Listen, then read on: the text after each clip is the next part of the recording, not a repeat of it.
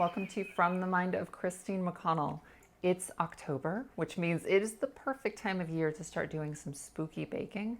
I started baking about 9 years ago, and the very first kind of creepy thing that I ever attempted making were these shortbread tarantula spider cookies. They were so cute and I was so proud of them at the time, but with any kind of hobby or craft, the more you do it, the better you get. And so we're 9 years later, I feel like I could do these even better now. So with that said, let's begin. We're going to start this project by whipping up a batch of shortbread cookie dough, and you start that by sifting together 3 cups of all-purpose flour in a large mixing bowl. Then you're going to sift in 1 full cup of confectioner's sugar, add 1 teaspoon salt, and whisk those ingredients together. Now we're going to add 1 1/4 cups of the plant-based butter, and you can just cut these up into little cubes and toss them in. At this point, you can start it mixing, and then you can add 1 teaspoon of vanilla and 1 full tablespoon of almond milk.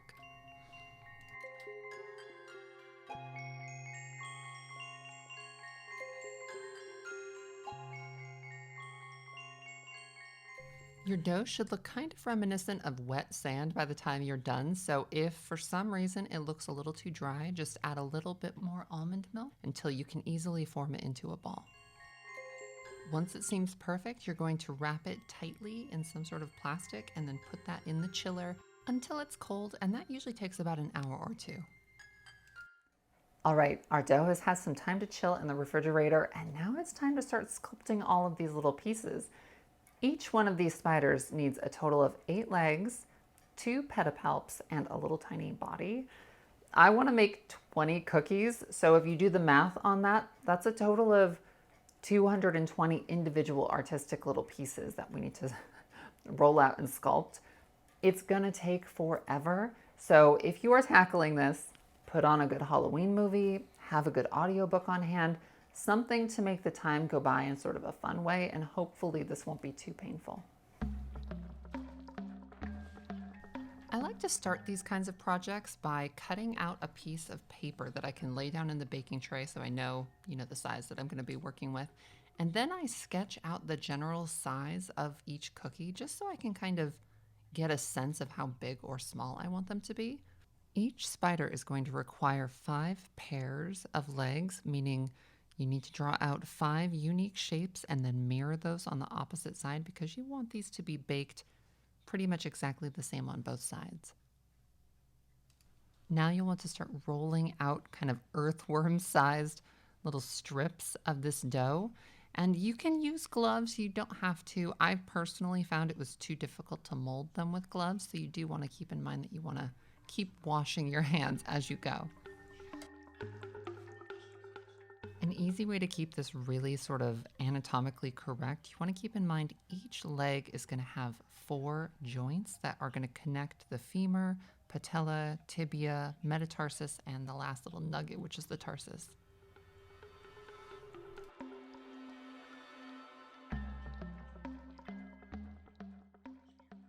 The little pedipalps, which are kind of like the feelers, only have a total of 2 joints, and they're a little bit skinnier than the rest. You want to bake these at 320 degrees in your oven, and you want to only let them bake for about 6 minutes until the little tips start to brown. You have to check on them after the 4-minute mark just to make sure that they don't go too far.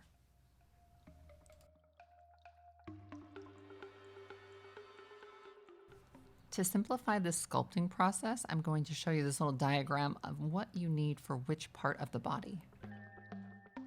Each spider will need 2 hind legs that bend right at that very first joint at the femur, and then that toe at the base just kind of kicks out just a touch at the end.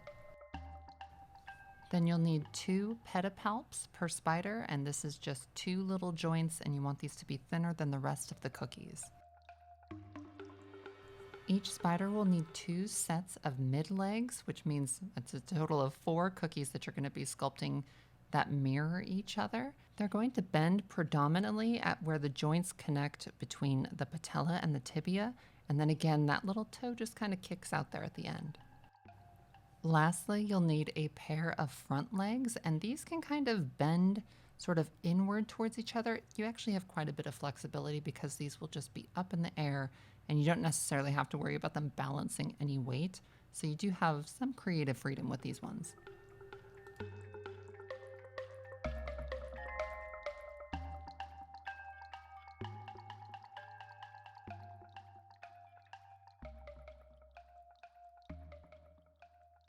Now we're going to sculpt the main body of our spiders, which is totally and completely a fun part of this because it's kind of a bigger cookie and you have quite a bit of freedom as far as like the proportions. If you want like a backside that's a little larger, you can make it that way.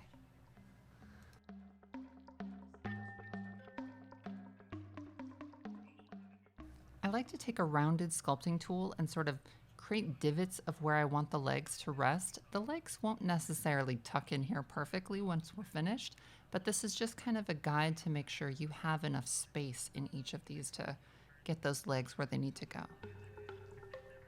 Once you're happy with how things are looking, you can start to sculpt in some fangs for the front. And then you want to make a whole set of these, pop them in the oven for probably around 12 minutes, just until they just barely start to brown. All right, our last little bits have gone in the oven, and now it's time to make the royal icing. Royal icing is going to be the thing that allows this to become like a 3D cookie. I figured out a recipe last year that was so incredibly delicious, and it's plant-based, as is this entire project. So we're going to start this on the stove. I've done this, I filmed this before, but I'll show you how to do it again just because it's incredibly helpful. So with that said, let's whip up a batch. This is a terribly simple process. All you do is drain several cans of chickpeas into a saucepan, and then you just take those chickpeas and you make hummus with them later.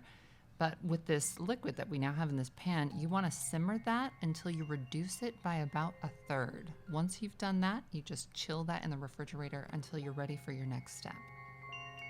Once it's had time to chill thoroughly, want to whisk it together so it's nice and even, and then take 6 tablespoons and put that in a mixer. Whisk this on high until the whole mixture becomes pretty frothy. Then add half a teaspoon salt, 1/8 of a teaspoon of cream of tartar, another 1/8 of a teaspoon of almond flavoring, and 1 teaspoon of vanilla. Now you're going to add 4 cups of confectioner sugar, 1 cup at a time. Add each cup, mix thoroughly, and then add the next.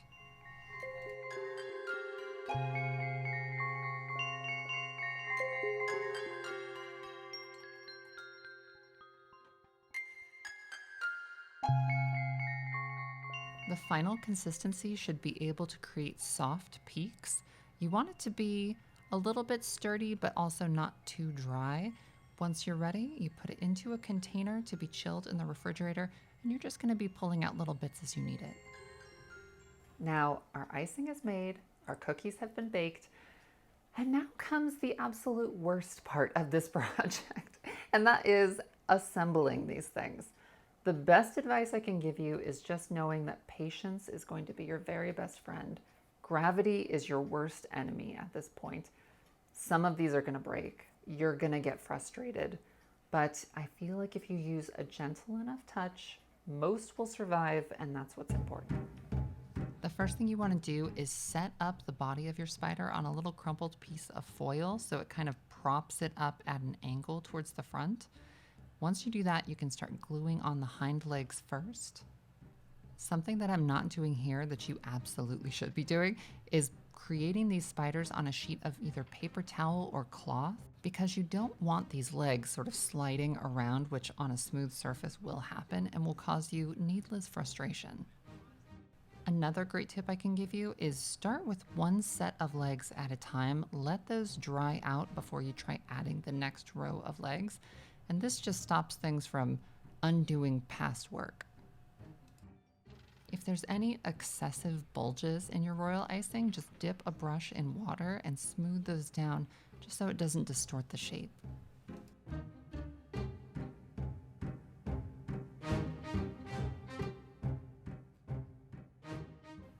first 3 sets of legs, so total of 6 legs, need to be spaced out sort of evenly because they are actually going to be the thing that's holding up the weight of your spider and nothing else will. So you want those last legs to sort of come towards the front a bit. Once the first 6 legs are attached, you want to let them obviously dry for a few hours and then take some royal icing and go right around those joints, kind of in a little bit of a sloppy fashion, and then you just take a brush dipped in water over and over again and smooth that out, and this is just going to kind of bring everything together. Your next step is to run a pipe of that royal icing down each of these legs, and then take that wet brush again and kind of just pat that into each one of these legs. This part is so tedious and time consuming, but it adds a lot of strength to the spider. Once that's had ample time to dry, you very delicately flip these upside down on a gathered bunch of tissue, and you repeat that sort of process of just sort of covering things, blending it in with a brush dipped in water, then allow these to cure completely overnight.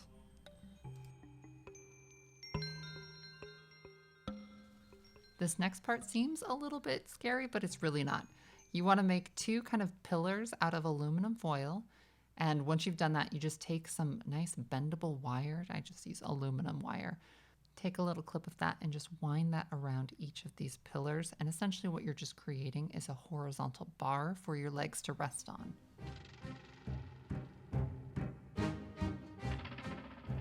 When you've got it ready, move your spider up to this and you kind of bend the height up and down to make sure it's going to fit just right with these legs first.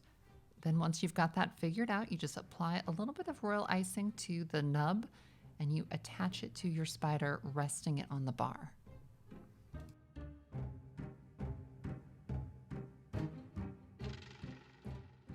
To attach the little pedipalps, you want to take 1 single tissue, fold it up into kind of a little brick, and slide it underneath the little mouth or the fangs. And then you just obviously adhere those with a little bit of royal icing, making sure that they're nice and even.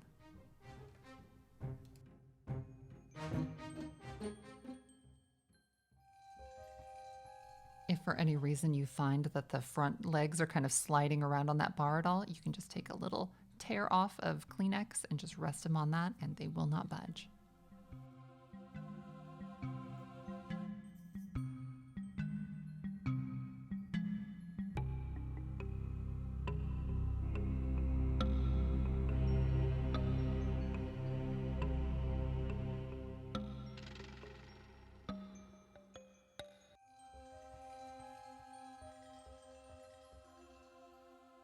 Once they've had several hours to cure, you can gently remove the bar and the Kleenex, and then you just do that same thing where you take the royal icing, run it along, and very carefully brush it into the leg with a little bit of water. Okay, the very worst part is over and we survived, thank goodness. Now comes the fun stuff. We're going to start decorating and coloring these. The very first step, you need an airbrush because it's very helpful, and we're going to start going over them with just a brown food coloring. The first shade I'm using here is by AmeriColor, and it's the color Chocolate Brown, and you can find this on Amazon. And it's just good to go as it is. You don't have to mix it or do anything.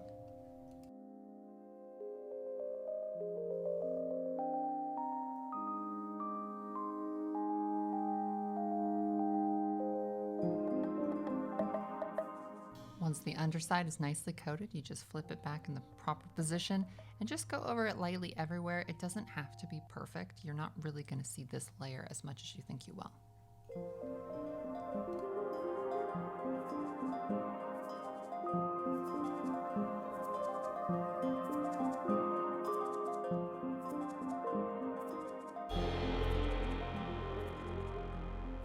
I'm really focusing here on showing you how to color just a single spider, but truthfully, if you want to do this right, you want to do them all in bulk, so you just line them all up, just so you're not switching the colors back and forth, and it just simplifies things a bit.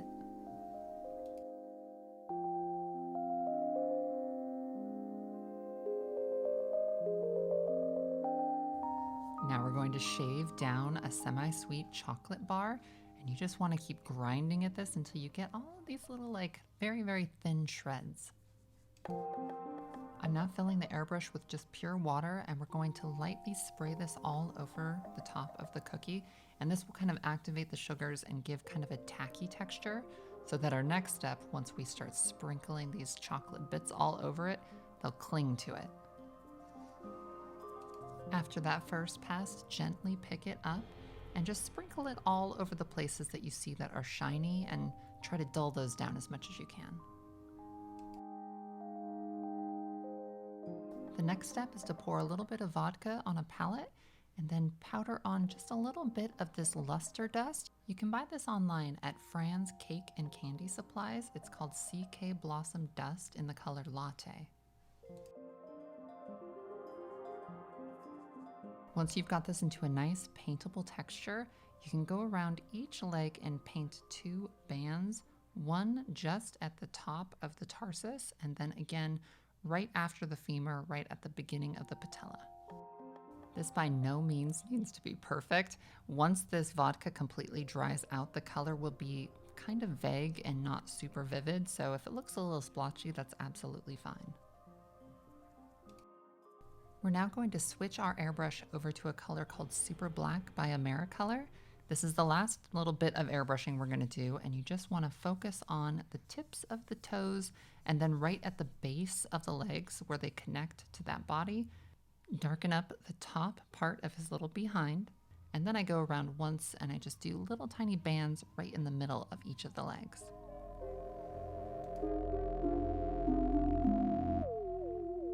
As the very last step, I'm taking some of this liquid whitener by Chef Master. You can get this online as well. And you just want to take a very, very fine point brush and just go around the tops of each of those joints.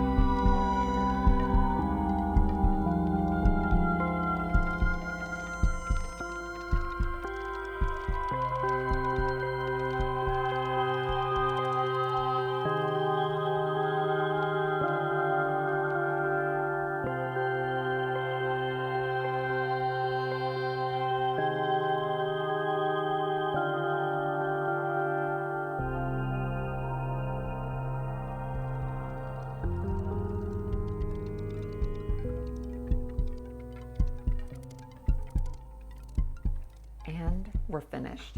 Oh my gosh, how neat did these come out? I made them and I'm still just completely sort of in awe of them. They look so creepy and fun, and I just feel like they're gonna jump on my hand at any moment. You have to be unbelievably delicate with them because my gosh, are they brittle, because obviously it's a cookie. I hope you guys have enjoyed this episode. I cannot wait for you to see the next project that is coming. Thank you so much for your patience with that. So in the meantime, have a very spooky evening, and I'll see you again soon.